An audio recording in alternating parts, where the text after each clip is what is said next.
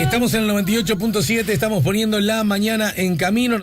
Alejandro, si podés, preguntale al señor Juan Raúl Ferreira que sabe del sorteo para inmigrantes en Estados Unidos.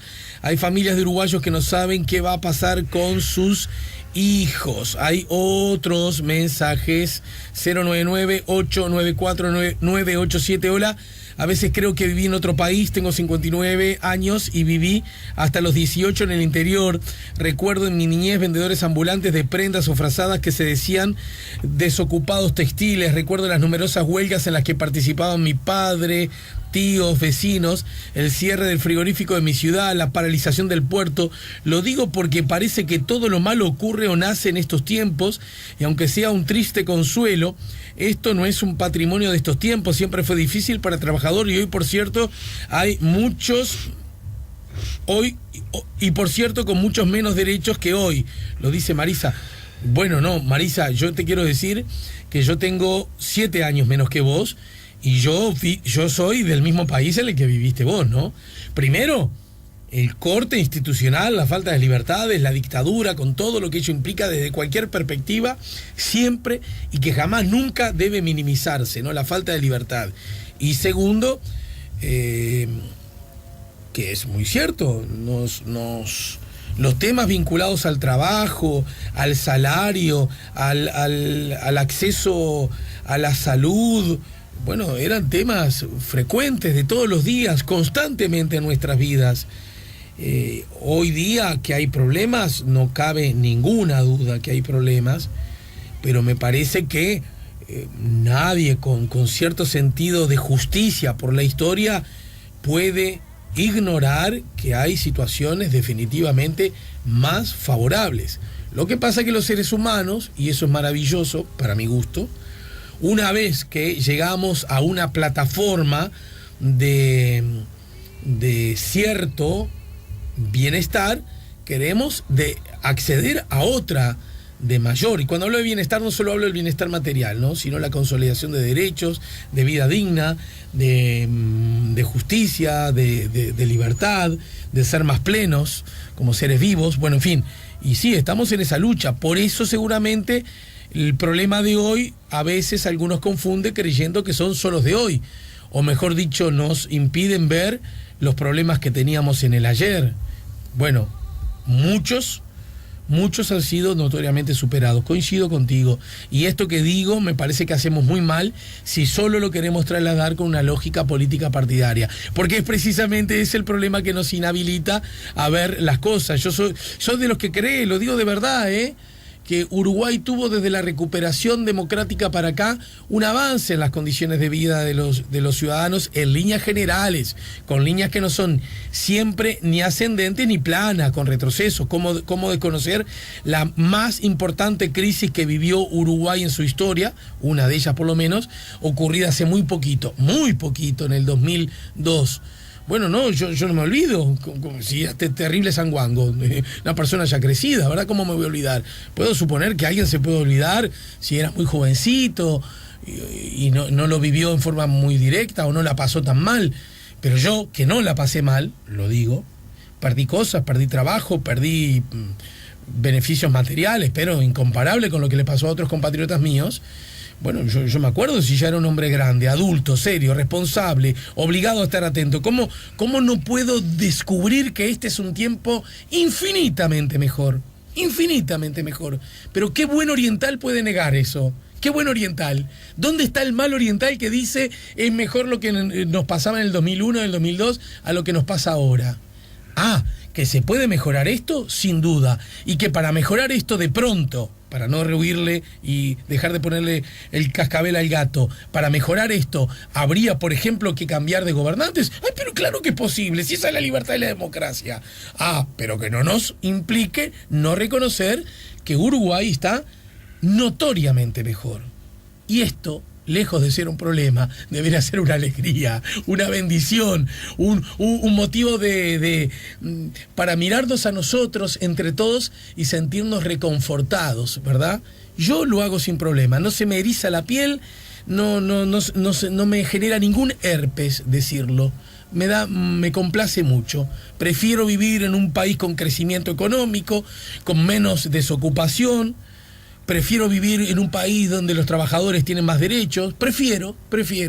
¿Hay alguien que prefiere lo contrario? Que lo diga. Pero que lo diga, ¿eh? Bueno, ni sé por qué estoy hablando de esto. Juan Raúl Ferreira, buen día, bienvenido.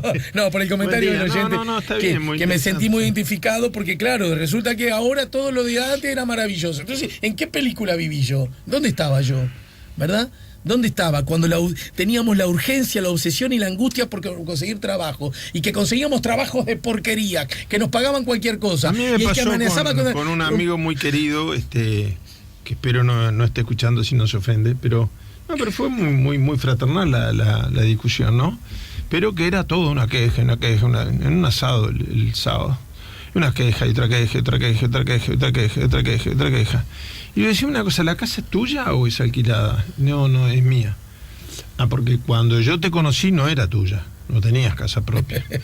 Y el 0 kilómetro que está en la puerta le digo, ¿de quién es? Mío. Yo te conocí en Bondi, ¿no? ¿Cómo estuvo el viaje con tu señora? A veces van a alguna playa de México, una cosa así. A veces todos los años, ¿no? Muy bien. ¿Y el anterior cuándo fue? Y decime, y hace 10 años, vos, 10, 15 años, ¿vos viajabas todos los años con tu familia? No. Entonces, está bien tener un espíritu crítico y aspirar a más. Y siempre hay mucho más que lograr. Claro que sí. Pero creo que lo que tú decís es cierto. La gente no se ha dado cuenta de los importantes avances que han habido. Porque creo que en ese aspecto estamos mal atravesados por la lógica política partidaria. Alguien cree que si se dice eso es como decir viva el actual partido de gobierno. No estoy diciendo eso. Estoy diciendo lo que ocurre. Lo que ocurre es lo que ocurre, y lo que ocurre, como dice Serrat, no, la verdad no es buena ni mala, lo que no tiene es remedio, es así, chao. La realidad, no la verdad, la realidad. Bueno, ya que hablé de Serrat, pará, antes de Barcelona me querías decir algo. Sí, porque tiene que ver con Barcelona. En Barcelona, precisamente, y en todo Cataluña,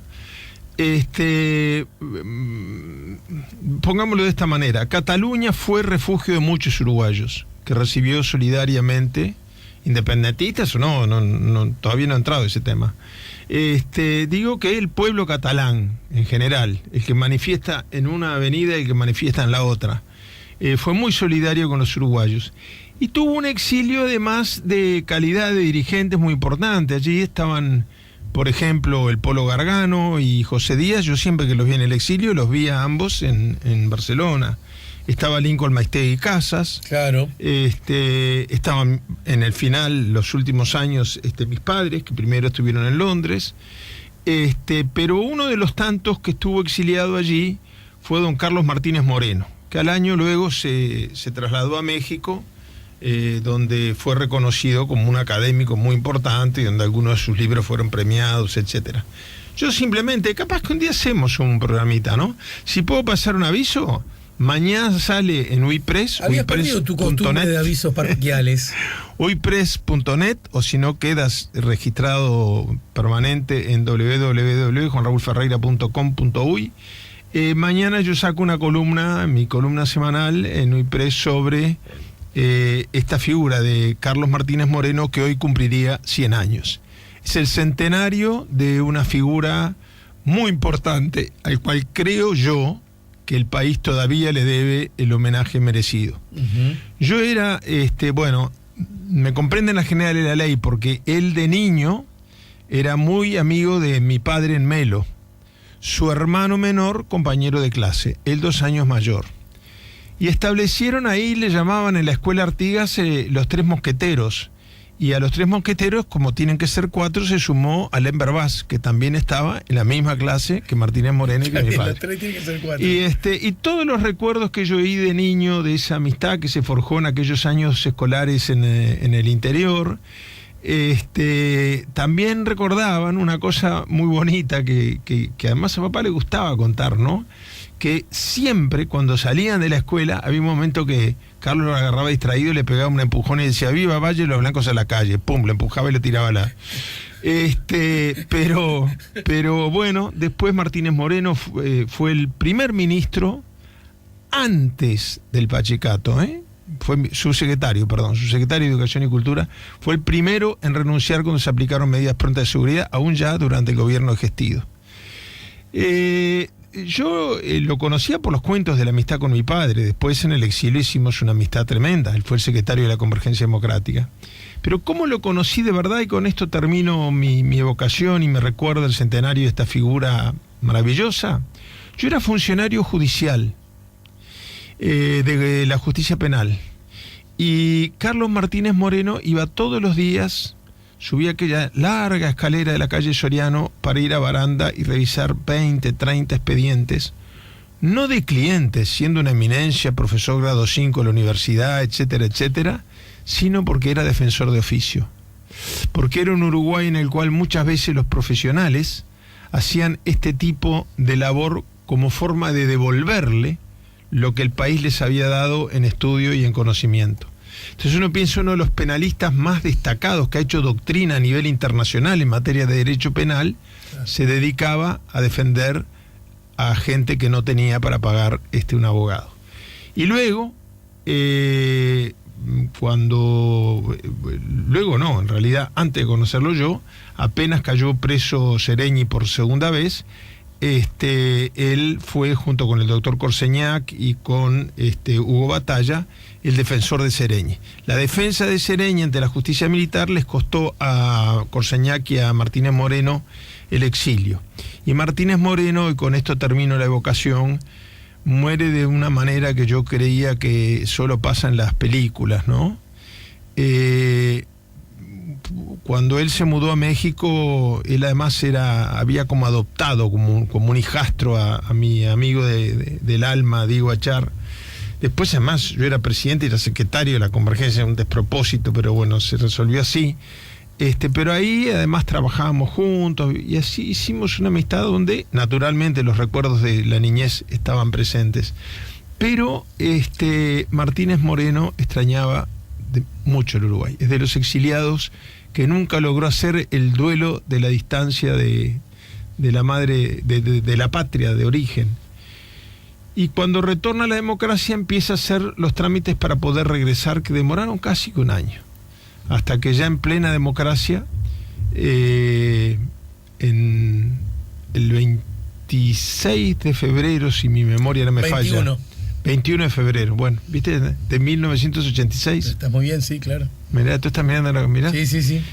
Él va al consulado del Uruguay, hace la fila, y en el momento en que le entregan el pasaporte para regresar al Uruguay, cayó muerto.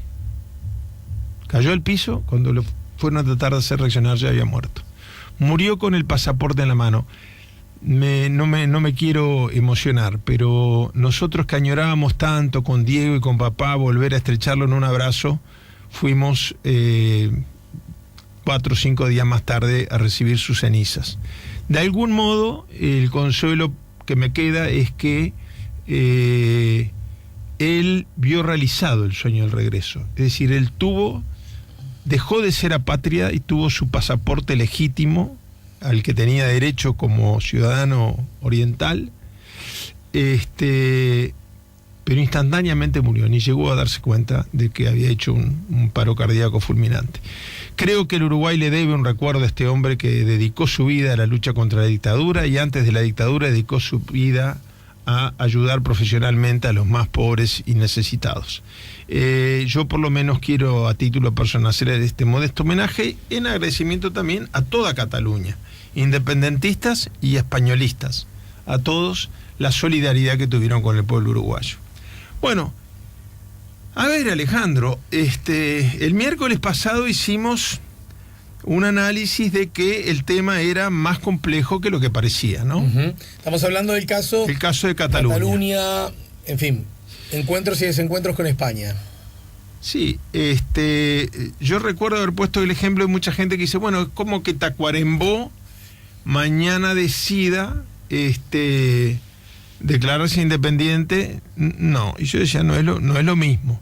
No digo que estaba a favor de la independencia. Yo, sí. En criterio general, comparto una reflexión final que hiciste tú sobre que los chauvinismos nacionales nos lleven a una balcanización del mundo que lo haga peor para todo el mundo, para todos. Pero en todo caso traté de explicar que es un tema más complejo. Bueno, resultó ser que los hechos demostraron que es mucho más complejo de lo que parece. En primer lugar, se manifestó una cosa que es muy importante resaltar también. La diferencia entre independentistas y españolistas o gente o catalanes que no quieren separarse del Reino de España, la diferencia no radica en el nivel de cataluñedad, claro, no sé si existe la palabra, pero que entiendo. tenga cada bando. Es decir, las manifestaciones eran de tamaño muy parecido, eran verdaderas multitudes. Claro. Que si no hubiera existido la contrapartida que hacía una manifestación igual, uno hubiera dicho, bueno, pero estos son los auténticos representantes del pueblo catalán. De acuerdo. Lo que pasa es que convocaba la causa independentista y al mismo tiempo convocaba en otra avenida a cierta distancia, con un gran respeto recíproco, aunque habría mucha bronca por dentro. No hubo hechos de violencia entre los partidarios de un bando y de otro. Los hechos de violencia que hubo fueron otros, pero no entre catalanes. Eso me parece que es muy importante resaltar. Y en segundo lugar, uno veía, no es que en una había banderas catalanas y en las otras manifestaciones habían banderas españolas. En ambas habían banderas catalanas. En una solo catalanas, claro, y en otro catalanas y españolas. Sí, sí.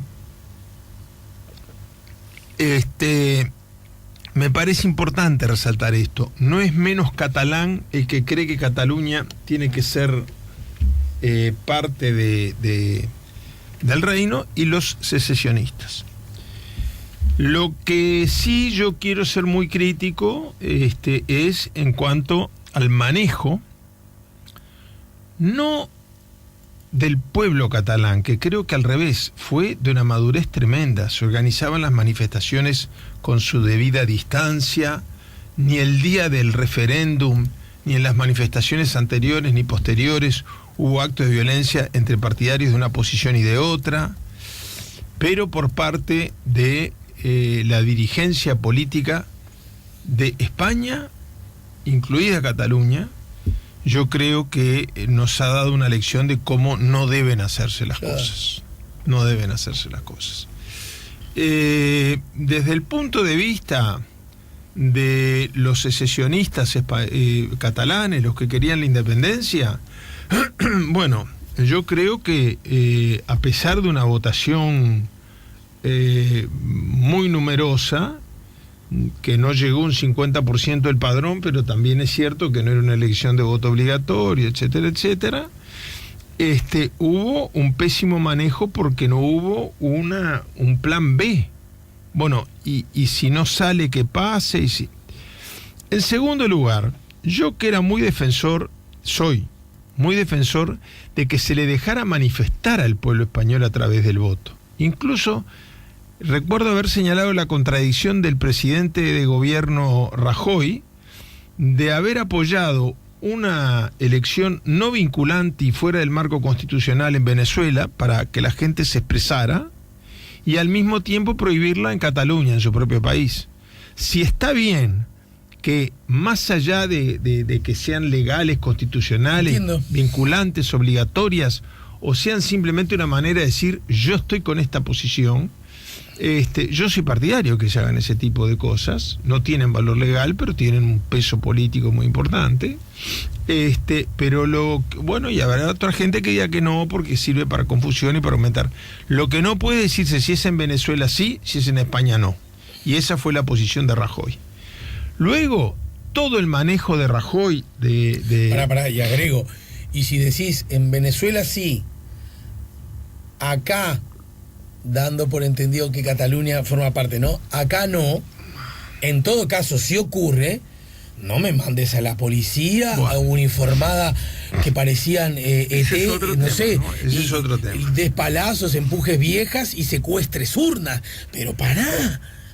Ese es otro tema que demuestra una tremenda torpeza, porque creo que ni el gobierno central en Madrid, ni el gobierno autonómico en Barcelona pensó en un plan B, pensó en el día después, ¿cómo sigue esto? Cualquiera que fuera el resultado. Sí, sí. Entonces, bueno, yo iba a decir exactamente lo que tú dijiste, la imagen de los policías llevándose las urnas abajo del brazo, después ya no llegaron a los votos. Bueno, hubo muchos votos que no se contó porque las urnas se las llevó la policía, hubo circuitos que fueron cerrados y hubo gente que fue castigada en las colas. Dicen, bueno, pero se presentó menos del 50% de la gente a votar. Bueno, yo la verdad que si soy catalán y estoy viendo la televisión, no sé si voy a votar. Porque... Pero es que justamente es de tal... a menos que sea ya maquiavélico el plan, yo no lo descarto. Es de tal torpeza, esto que estás diciendo tú es elocuente, que incluso el número importante de ciudadanos que no fueron a votar puede explicarse por la acción del gobierno español, cuando en realidad pudo haber sido un buen elemento. Si el gobierno español no participa, puede decir mirá, con autoridad moral, mirá qué pocos que fueron. O por lo menos ahora, no son todos. O por lo menos no son todos. Pero si a una señora de 80 años le fueron dando vuelta los dedos de la mano uno a uno hasta quebrarle los 5... no puede decir fue poca gente. No, claro, es que había que tener... La gente quiere los dedos, ¿no? Muy, claro, la gente... El lunes tiene ganas de rascarse la cabeza con los dedos. Entre la independencia y los dedos, mucha gente de repente elige los dedos. Bueno, creo que ese fue el error más grave. Y algo comenté al pasar también, y vamos a pasar al otro bando, la fuerza policial que mandó... Perdón, me atoré. Sí, sí. Estás con tu agüita, tu café, así sí, que salimos del paso. Porque eso también es muy importante. Es decir, yo no digo que solo la policía catalana, la autonómica, se hiciera cargo del cuidado de la elección. Pero hay una fuerza que nunca había puesto pie en Cataluña después de la muerte de Franco, que es la Guardia Civil. La Guardia Civil es como la imagen del franquismo en Cataluña, en muchas partes de España, pero en Cataluña fundamentalmente. Y fue, como yo creo haberlo recordado el programa pasado, la fuerza coercitiva o represiva en ese momento que fusiló a Luis Companys, el primer presidente de la Generalitat de Cataluña. Entonces, hay 1000 fuerzas, está la Guardia Nacional, el propio ejército, hay 1000 maneras de controlar el orden que después demostró que no necesitaba ser controlado, salvo la Guardia Civil, que generó irritación, malestar, etcétera, etcétera.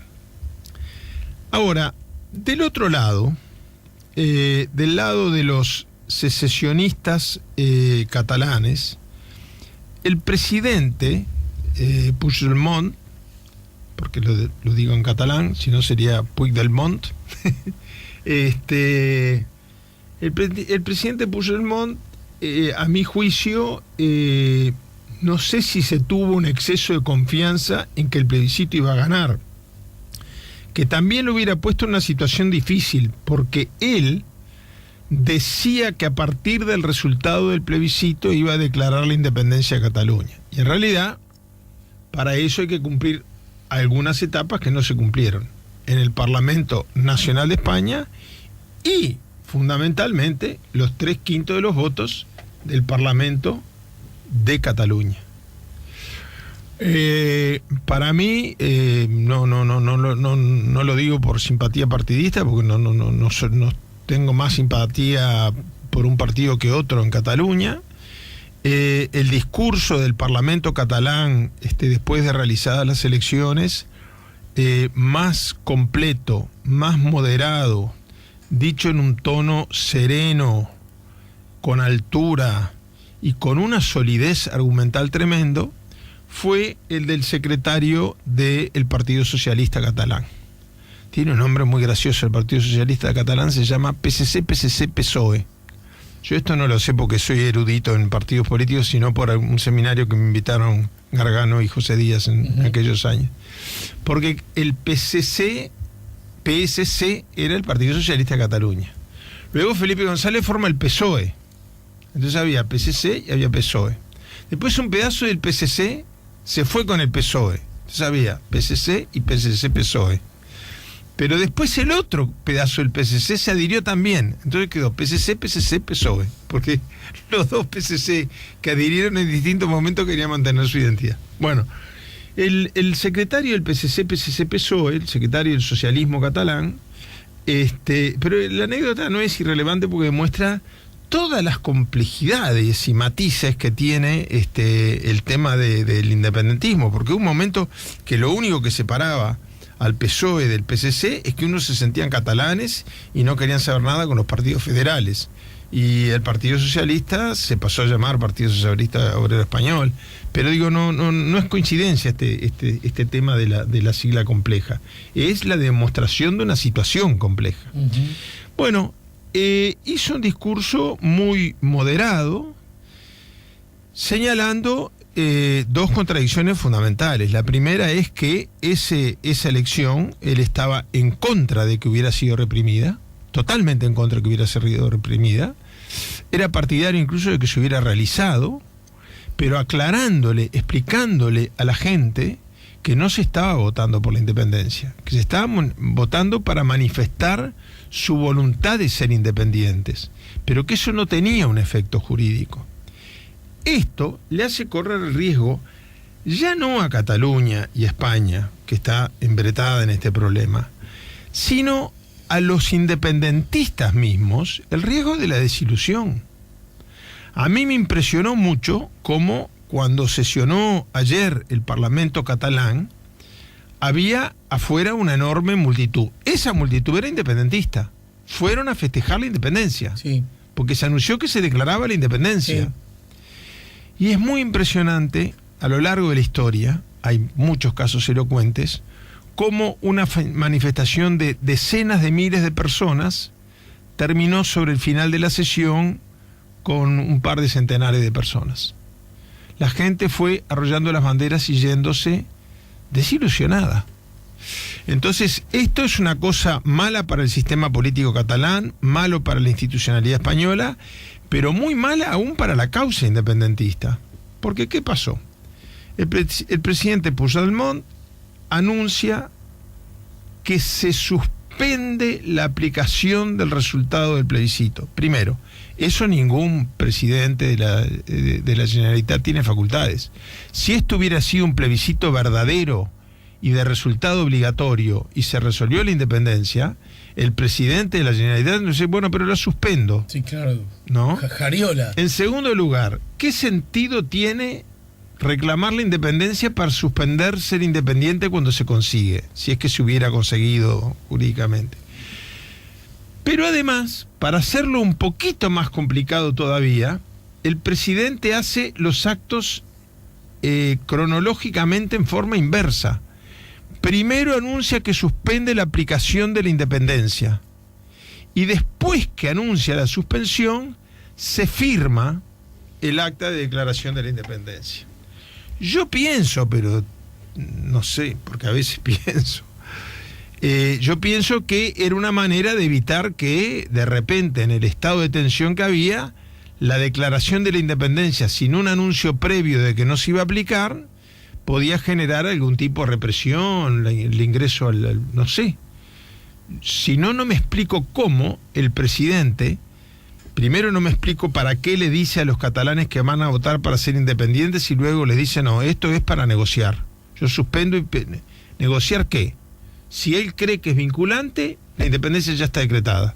Si él cree que no es vinculante, puede decir entonces sí que va a negociar. Bueno, pero quizás puede aprovechar esta, llamémosle, demostración de fuerza para ahora sí, con eso concreto, negociar ante Madrid mejores condiciones. Sin lugar a dudas, y creo que es lo que va a pasar. Pero hubiera sido mucho más fácil si él hubiera anunciado que ese pronunciamiento era simplemente una consulta al pueblo catalán de lo que quiere y no un referéndum modificatorio de la Constitución de España. Yo creo que ese matiz es importante, incluso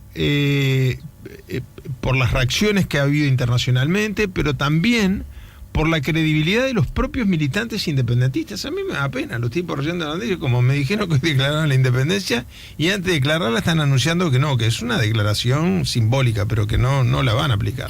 Bueno, en medio de esa situación, ha habido una competencia permanente entre el Partido Independentista Catalán y el presidente Rajoy y su gobierno de quién levanta más la apuesta.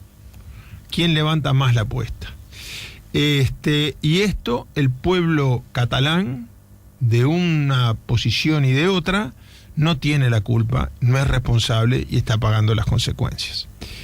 En el medio de amenazas no se puede negociar, ni mucho menos pedirle a terceros, como se está pidiendo, si alguien de la Unión Europea quiere mediar conversaciones. Bueno, en medio del tipo de amenazas en que el primer ministro está hablando de la posibilidad de la intervención militar en Cataluña, y la gente que tiene que ver con esta pelea de un puñadito de dirigentes en ambos bandos, ¿no? Mientras tanto, Puigdemont insiste en firmar una declaratoria de independencia cuando ya anunció que no se iba a aplicar, y el presidente de España empieza a amenazar con sanciones económico-financieras que son muy peligrosas, porque después que se lanzan generan pánico, y el pánico primero lo paga el pueblo catalán, que no tiene la culpa, y en segundo lugar genera hechos económicos. Ahora, no es tan sencillo tampoco como lo dice el presidente del gobierno de España, Mariano Rajoy, que dice: los bancos que no están en la Unión Europea son ilegales, no sé, yo no sé exactamente cuál fue la expresión, pero uno lo oye y dice, la gente que puso la plata la pierde. ¿Cuál es el banco más grande de toda España? La Caixa Catalana. El banco más grande de España es catalán. Entonces, ¿qué van a expropiar las sucursales de Caixa de España, de Caixa de Cataluña en toda España? ¿Van a cerrar las cuentas? ¿A qué se refiere? ¿Qué quiere decir? Es un banco además que es propietario de algunas empresas. Yo había hecho, pero no quiero aburrir a las oyentes y a los oyentes, una lista de las más importantes, pero cito una. Es la dueña de Telefónica de España, ¿no? Entonces, ¿qué van a hacer? ¿Van a expropiar Telefónica de España? ¿Un gobierno conservador? ¿Expropiando, estatizando la Telefónica, la empresa que tiene el monopolio de las comunicaciones de teléfonos fijos en España? ¿Van a empezar a nacionalizar la banca? Se van a transformar en una especie de Che Guevara, ¿no? No me cierra. Eso además de que para tener el respaldo del Banco Central Europeo es necesario pertenecer a la Unión Europea, está claro, pero no se puede ser banco sin tener el respaldo del Banco Central de la Unión Europea. Pues yo hago esta pregunta, Alejandro: ¿cuál es el país de Europa que tiene más bancos y que se le conoce casi que exclusivamente por sus bancos? Suiza. Yo lo conozco por los chocolates, pero bueno, si te interesa más eso. A mí me gustan los relojes, pero no llego, son más caros. Los relojes suizos son más caros en Suiza que en el exterior, es rarísimo. Pero uno piensa, banca suiza, ¿no? Sí. Bueno, Suiza no pertenece a la Unión Europea, Suiza es un país neutral, no pertenece ni siquiera a las Naciones Unidas. Entonces yo creo que todo este sistema de bombardeo recíproco de amenazas secesionistas a prepo por un lado, sí. Y de intervención militar forzosa, etcétera, hace que ocurra lo que está ocurriendo, que en el Parlamento Europeo todos los bloques se van pronunciando, y a veces por países, en el sentido de no mediar en un conflicto interno de España. Pero estoy seguro que si las características fueran otras, mediarían. Juan, algunos mensajes llegan en el final. 099-894-987. Un saludo a Juan. Muchas gracias por su explicación. Lo dice Martí o Martín, y se morfó la N, 099-894-987. Ale, en cuanto a la atención de la salud mental, todo está igual o peor. Todavía no han cambiado los manicomios ni las colonias psiquiátricas, no puedo decir eso. No puedo decir que estoy mejor que antes. Lo dice. No, probablemente en algunos ámbitos de la sociedad haya problemas que no solo no se han mejorado, sino que se han agravado. Puede decir, se imaginan ustedes, queridos oyentes, que cuando uno hace un comentario acerca de cómo va la marcha de un pueblo, de una región, de un país, de un continente, de un planeta, de pronto no está hablando justo de cómo está la salud mental, ¿no? Sin desestimar, pero tampoco puedo asegurar que aplique eso de que estamos... De hecho, a mí me parece buena la decisión que tomó el Parlamento, sí, la nueva de salud mental. Nosotros trabajamos en el periodo que yo estuve en la Institución Nacional de Derechos Humanos con todas las organizaciones de psicólogos y de psiquiatras del país, públicas y privadas, y con la Comisión de Salud Pública de la Cámara y del Senado, los respectivos presidentes Gloria Rodríguez y Marcos Carámbula, y creo que se logró una ley de un equilibrio tremendo, pero acaba de ser aprobada, creo que no ha sido reglamentada todavía incluso. Sí. Bueno, Juan, como siempre, muchas gracias, nos reencontramos contigo la próxima semana, ¿sí? El miércoles que viene, con todo gusto. Ya volvemos con La Mañana en Camino.